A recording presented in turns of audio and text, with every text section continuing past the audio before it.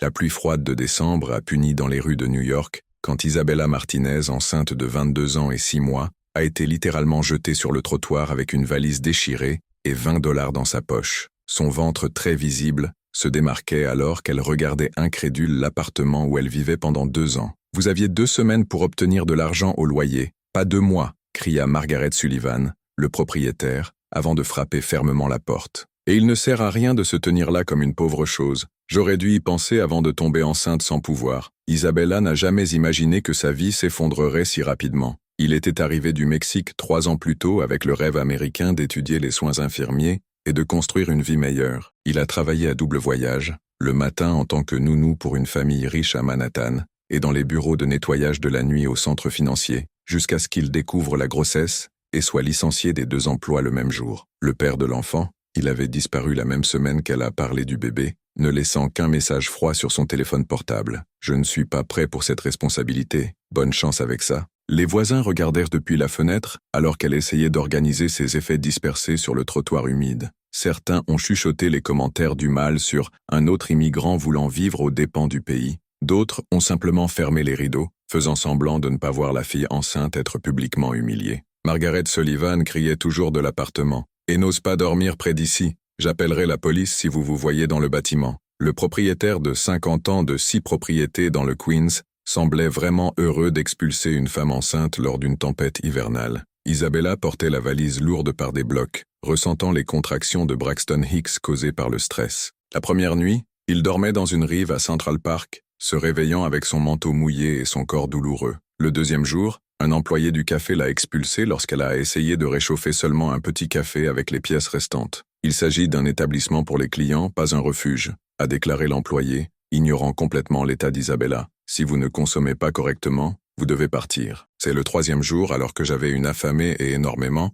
que quelque chose d'inattendu s'est produit. Isabella n'avait eu que 2 heures de sommeil lorsqu'elle s'est réveillée avec quelqu'un debout à côté d'elle. Un homme élégant, environ 60 ans, la regardait avec une expression qu'elle ne pouvait pas déchiffrer. « Excusez-moi, mademoiselle, » dit-il avec un accent aimable et raffiné. « Puis-je demander depuis combien de temps est dans la rue ?» Isabella leva les yeux, attendant une autre humiliation, quelqu'un d'autre voulant qu'elle revienne dans son pays. Mais ce qu'il a vu dans ses yeux bleus était quelque chose qui avait oublié qui existait, une véritable compassion, sans jugement ni mépris. L'homme a utilisé un pardessus de laine impeccable et portait une patte de cuir qui coûte probablement plus cher que son ancien salaire mensuel. Mais il y avait quelque chose de familier dans ses gestes, dans la façon dont il a parlé en espagnol, lorsqu'il a réalisé son inconfort avec l'anglais. « Vous attendez un bébé ?» Ce n'était pas une question, mais une douce observation. « Depuis combien de temps êtes-vous avec seul ?» Isabella hésita, mais quelque chose de la manière respectueuse qu'il s'adressa a fait sortir les mots. « 3 jours dans la rue,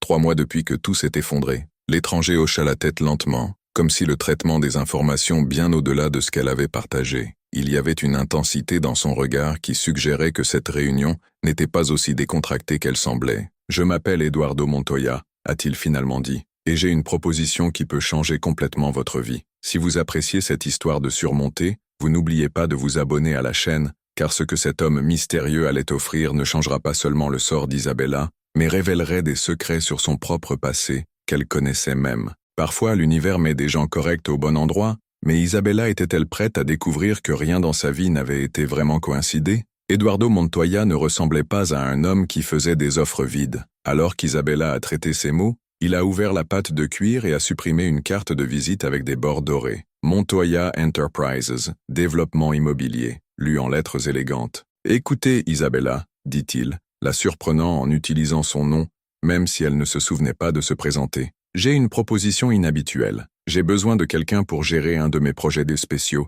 et vous avez exactement le profil que je recherche. » Isabella rit amèrement. « Monsieur, avec tout le respect que je vous dois, regardez-moi. Je suis enceinte. Pas de maison, pas de travail. Quel genre de projet pourrais-je gérer? Précisément pour cela. Ou Eduardo, ses yeux bleus gagnant une intensité particulière. J'ai besoin de quelqu'un qui comprend vraiment ce que c'est de se battre pour la survie. Quelqu'un qui n'a pas peur de travailler dur parce qu'il a tout perdu une fois. » Pendant les 2 semaines suivantes, la vie d'Isabella a changé surremérément. Eduardo l'a installée dans un appartement modeste à Upper West Side, a payé ses consultations prénatales et a offert un salaire qui était plus que ce qu'elle a gagné dans ses 2 emplois précédents. Tout ce qu'elle a demandé en retour, c'est qu'elle l'accompagnait dans ses visites d'inspection dans la ville. C'est ainsi qu'Isabella a découvert la vraie entreprise d'Eduardo Montoya. Il n'était pas seulement un promoteur immobilier, il était un chasseur de propriétaires prédateurs. Son entreprise a acheté des biens immobiliers à des personnes qui ont exploité des locataires vulnérables, forçant les explorateurs à vendre par des méthodes parfaitement légales mais dévastatrices.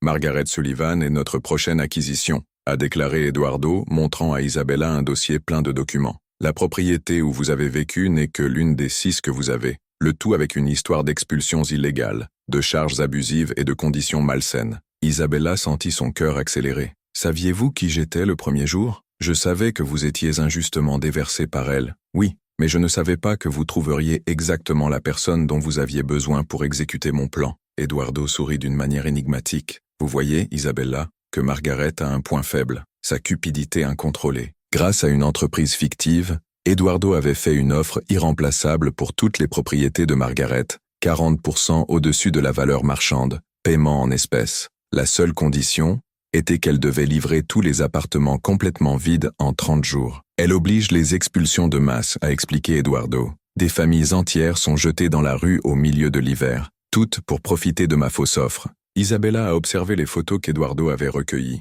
les enfants pleurant étant pris de chez eux, les personnes âgées portant des effets personnels dans des sacs à ordures, des familles entières dormant dans des voitures. Margaret Sullivan répétait avec des dizaines de personnes exactement ce qu'elle avait fait avec elle. Et voici votre part sur le plan, a déclaré Eduardo, lui donnant une procuration juridique. En tant que représentant officiel, vous serez présent dans la signature des contrats. Margaret constatera que la femme enceinte qu'elle a jouée dans la rue contrôle maintenant le sort de tout son empire immobilier. Mais il y avait quelque chose dans le sourire d'Eduardo qu'Isabella ne pouvait pas déchiffrer complètement. Une satisfaction personnelle qui allait au-delà de la simple justice sociale. Il connaissait Margaret Sullivan quelque part, c'était évident. Mais où? À la veille de la réunion, Eduardo a révélé une autre pièce du puzzle. Isabella, j'ai besoin que tu saches quelque chose sur ta propre histoire avant demain. Il lui a montré un vieux certificat de naissance et une photo fanée d'un jeune Mexicain souriant. Voici Elena Martinez, votre mère. Et cela, a déclaré, montrant une deuxième photo où la même femme est apparue à côté d'un jeune homme en costume militaire, a été prise 6 mois avant votre naissance. Isabella tenait la photo avec des mains tremblantes. Le jeune militaire avait les mêmes yeux bleus que Eduardo Montoya. Ce que Isabella ne savait pas, c'est que son arrivée à cette marquise il y a 3 semaines n'avait pas été une coïncidence. Eduardo la recherchait depuis plus de 20 ans, et Margaret Sullivan avait fait l'erreur mortelle d'éveiller l'attention du mauvais homme à jeter sa propre fille dans la rue. Le silence qui a suivi était assourdissant. Isabella a tenu la photo avec des mains tremblantes, comparant les yeux bleus des jeunes militaires avec ceux d'Eduardo. La ressemblance était indéniable, mais son esprit s'est battu contre la réalité qui s'est déroulée devant elle. « Tu es mon père ». Ce n'était pas une question, mais une découverte chuchotée qui résonnait à travers l'élégante salle d'appartement où Eduardo l'avait installée. « Elena Martinez a travaillé pour ma famille quand j'avais 19 ans, a commencé Eduardo. Sa voix, la voix de l'Aden depuis longtemps. J'étais jeune, elle n'avait que 2 ans. Isabella sentit le bébé donner un coup de pied dans son ventre comme si elle répondait à la révélation. « Pourquoi ne m'as-tu jamais cherché ?» J'ai regardé Isabella. Pendant 20 ans, Eduardo a ouvert un tiroir et a retiré une pâte épaisse. Sa mère a changé son nom, a complètement disparu. J'ai embauché des détectives privés. J'ai voyagé des abris, des hôpitaux, des records d'immigration. Ce n'est que lorsque vous avez été jeté que je l'ai finalement trouvé. Le dossier contenait des centaines de documents, rapports de recherche, vieilles photos d'Elena enceinte, dossier de l'hôpital, liste de faux noms qu'elle avait utilisés. Eduardo avait passé une fortune à essayer de trouver sa fille. Je savais qu'il existait. Margaret Sullivan sera notre première victoire ensemble, a déclaré Eduardo. Ses yeux brillaient maintenant d'une détermination qu'Isabella a reconnue comme un familier. Mais elle est juste la pointe de l'iceberg. Il y en a d'autres comme elle, d'autres qui profitent de personnes vulnérables. Au cours des jours suivants, Isabella a découvert l'extension de l'empire caché d'Eduardo. Il n'était pas seulement riche, il était stratégiquement puissant. Montoya Enterprises avait un réseau d'entreprises spécialisées dans l'identification et l'achat de propriétés à des explorateurs immobiliers, les forçant à vendre par des méthodes parfaitement juridiques. Chaque propriété que nous acquérons devient un logement populaire subventionné, a expliqué Eduardo. Les personnes qui ont été jetées ont la priorité pour revenir, ne payant que 30% de ce qu'ils ont facturé auparavant. Isabella traitait trop d'informations. En 3 semaines, il avait passé une enceinte sans abri à l'héritière d'un empire dédié à la justice sociale. Mais il y avait quelque chose de plus dans la stratégie d'Eduardo à Margaret Sullivan. quelque chose de personnel qu'il n'avait pas encore révélé complètement. Il y a 20 ans, lorsque ses parents m'ont renvoyé, Margaret Sullivan était secrétaire du cabinet d'avocats de la famille, a déclaré Eduardo dans un après-midi. C'est elle qui a falsifié les documents qui ont fait ressembler sa mère à un criminel, la forçant à fuir le pays. Le puzzle a finalement terminé. Margaret avait non seulement largué Isabella, elle avait détruit la famille qui n'avait jamais obtenu son diplôme. La femme qui a jeté une femme enceinte dans la rue était la même que celle qui avait séparé le père et la fille avant même la naissance d'Isabella. La réunion avec Margaret est prévue pour demain, a déclaré Eduardo. Elle pense qu'elle signait la plus grande entreprise de sa vie. En fait, elle signe sa propre ruine. Cette nuit-là, Isabella pouvait à peine dormir. Il sentit le bébé bouger sans relâche, comme s'il présentait la tempête qui allait arriver. Le matin, Eduardo lui a remis un dossier différent. Il contenait non seulement les faux contrats, mais aussi des copies des documents que Margaret avait falsifiés il y a 2 décennies. Quand elle se rend compte de qui vous êtes, a déclaré Eduardo, je veux qu'elle comprenne que certaines injustices mettent une génération entière à corriger. Isabella a touché son ventre, pensant à l'ironie cruelle d'être sur le point de confronter la femme qui avait détruit sa famille, avant sa naissance. Margaret Sullivan avait lancé 2 générations de femmes Martinez dans la rue, mais n'avait jamais imaginé que l'un d'eux reviendrait avec le pouvoir de détruire tout ce qu'elle avait construit. Ce que Margaret ne savait pas, c'est que la réunion d'affaires la plus importante de sa vie était sur le point de transformer en la confrontation la plus dévastatrice qu'elle avait jamais affrontée, dirigée par la même jeune femme enceinte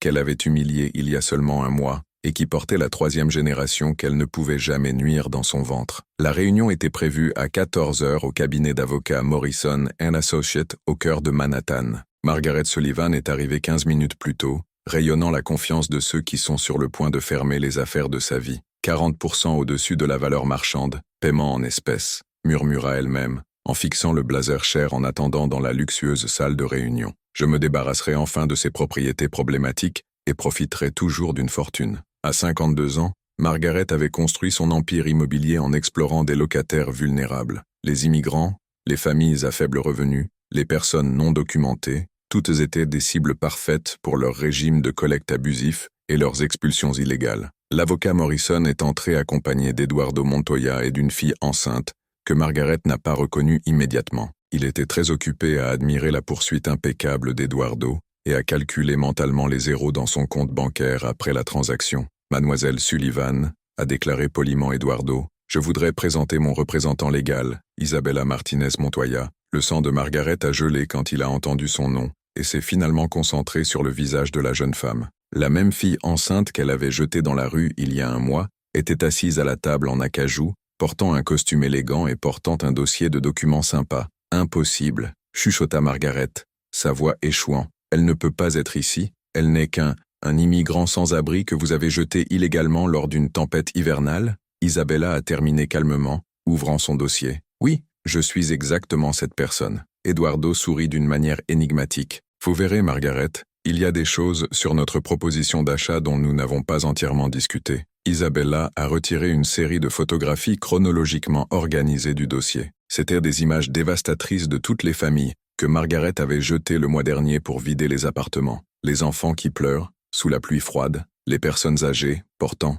appartiennent à des sacs à ordures, des familles entières dormant dans des voitures garées dans la rue. Ce sont les 47 familles que vous avez forcées de quitter vos maisons au cours des 30 derniers jours, a déclaré Isabella, sa voix gardant un ton neutre professionnellement qui a rendu la situation encore plus inquiétante. Le tout basé sur le même contrat frauduleux que vous aviez prévu de signer avec nous aujourd'hui. Margaret a essayé de se lever, mais ses jambes ont échoué. Vous ne pouvez rien prouver. Toutes les expulsions étaient cool. En fait, est intervenue l'avocate Morrison, nous pouvons prouver beaucoup plus que vous ne le pensez. Il a mis un 2e dossier sur la table, notamment plus épais. Ce sont des copies des documents contrefaits que vous avez préparés depuis 22 ans pour Elena Martinez, la forçant à fuir le pays. La couleur a complètement disparu du visage de Margaret. Elena Martinez était un nom qu'elle avait enterré pendant des décennies, ainsi que les documents qu'elle avait forgés pour séparer une famille et plaire au puissant patron de l'époque. Elena Martinez était ma mère, a déclaré Isabella, sa voix maintenant chargée d'émotions contenues mais contrôlées. Et ça, a-t-elle souligné Eduardo, est mon père, l'homme que tu as censé me connaître pendant 22 ans. Eduardo se tenait lentement, chaque mouvement calculé pour maximiser l'impact psychologique. Vous savez, Margaret, quand j'ai découvert que vous aviez jeté ma fille, pensez initialement à détruire simplement votre vie financièrement. mais j'ai réalisé qu'il serait injuste de le faire sans que vous sachiez exactement pourquoi j'étais puni. Margaret a essayé de parler, mais seul un gémissement étranglé est sorti de sa gorge. Les pièces de puzzle s'adaptaient dévastatrices dans son esprit, formant un panorama de vengeance méticuleusement planifié. La proposition d'achat a été fausse depuis le début, a poursuivi Eduardo, chaque mot prononcé avec l'exactitude de ceux qui ont répété ce moment pendant des décennies. Nous n'avons jamais eu l'intention d'acheter vos propriétés.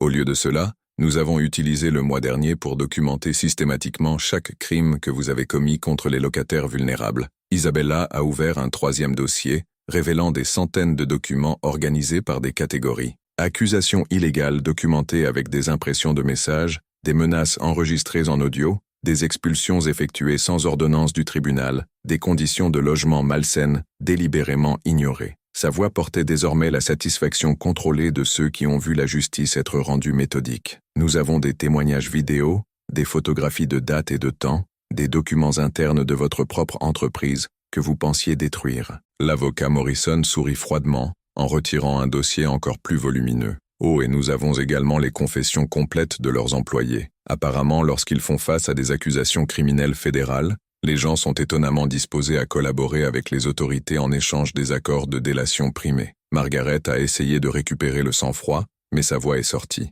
C'est un cadre, vous n'avez aucune autorité pour... Autorité? Isabella riba, un son qui résonnait dans la pièce avec une ironie aiguë. Vous savez, il y a un mois, vous m'avez dit que j'aurais dû penser aux conséquences avant de tomber enceinte sans pouvoir. Aujourd'hui, je veux demander, avez-vous pensé aux conséquences avant de détruire 2 générations de ma famille? Eduardo a retiré son téléphone portable, tapant rapidement. Alors que nous parlions ici, les agents fédéraux exécutent simultanément des mandats de recherche et de crise dans tous les fichiers de leurs 6 autres bureaux. Leurs employés sont déjà mis en place sur le programme de blanchiment d'argent que nous avons découvert lié à des expulsions illégales massives. Le blanchiment d'argent? Cria Margaret, sa voix maintenant hystérique. C'est complètement ridicule. Isabella lui a montré une 5e patte, marquée de timbres fédéraux. Les comptes bancaires dans les paradis fiscaux des îles Caïmans, les propriétés enregistrées sur des noms fictifs répartis dans 3 États, des pots de vin mensuels documentés aux fonctionnaires pour accélérer les processus d'expulsion.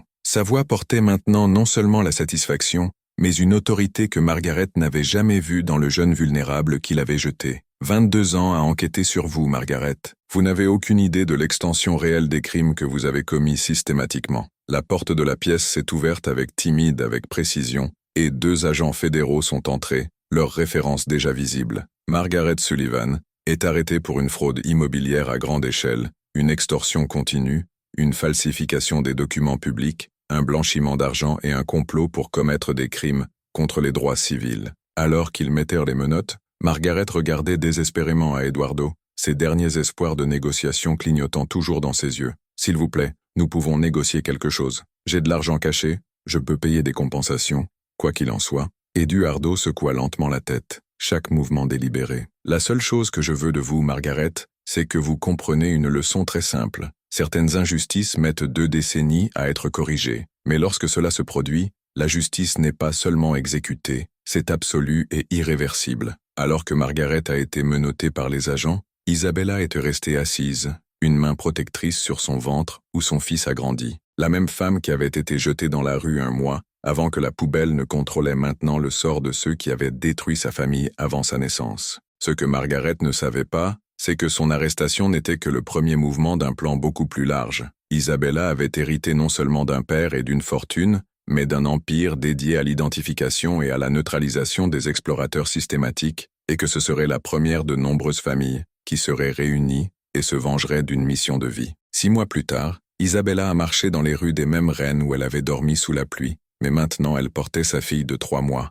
Sofia Elena, sur ses genoux. Le bébé dormait tranquillement en visitant le premier des complexes de logements que la Fondation Martinez-Montoya avait inauguré. Le bâtiment où Margaret Sullivan avait jeté des familles entières abritait désormais des logements populaires avec loyers subventionnés. Les plaques d'or à l'entrée ont montré les noms des 47 familles qui avaient été forcées de partir. Chacune était revenue dans des appartements rénovés en payant seulement 1/3 de la valeur précédente. Miss Isabella, salua Donna Carmen, une femme de 73 ans qui avait été jetée à 72 ans. Ma petite fille a demandé si vous pouviez dîner dimanche. Vous voulez remercier la dame qui a ramené toute la famille à la maison. Isabella sourit, redressant sa fille dans ses bras. Au cours des 6 derniers mois, Eduardo lui avait officiellement transféré la présidence de la fondation qui s'est développée de façon exponentielle. Ils avaient déjà identifié 12 autres propriétaires prédateurs dans la région métropolitaine de New York, tous suivant le même modèle de recherche méticuleux qui a détruit Margaret. Margaret Sullivan, à son tour, avait été condamnée à 15 ans de prison fédérale sans droit de libération conditionnelle. Ces 6 propriétés ont été confisquées par la justice et transformées en logements sociaux. L'argent lavé dans des comptes offshore a été entièrement inversé à un fonds de réparation aux victimes de leurs crimes. L'ironie est parfaite, avait commenté Eduardo le jour de la peine. Elle a passé sa vie à jeter des familles dans la rue pour profiter. Maintenant, elle passera ses 15 prochaines années incapable de sortir de sa propre chambre. L'histoire d'Isabella a acquis des dimensions nationales lorsqu'un journaliste d'investigation a découvert l'étendue de l'opération. De la maison enceinte à la justice sociale, l'histoire de la femme qui a transformé l'injustice en révolution a été la couverture de 3 magazines nationaux au cours de la même semaine. Le programme de télévision qui a raconté sa carrière a généré plus de 500 000 messages de personnes partageant des histoires d'exploration immobilière similaires. Isabella a créé une ligne directe où les victimes pourraient en signaler des abus, et la Fondation a enquêté systématiquement chaque plainte avec la même précision chirurgicale utilisée contre Margaret.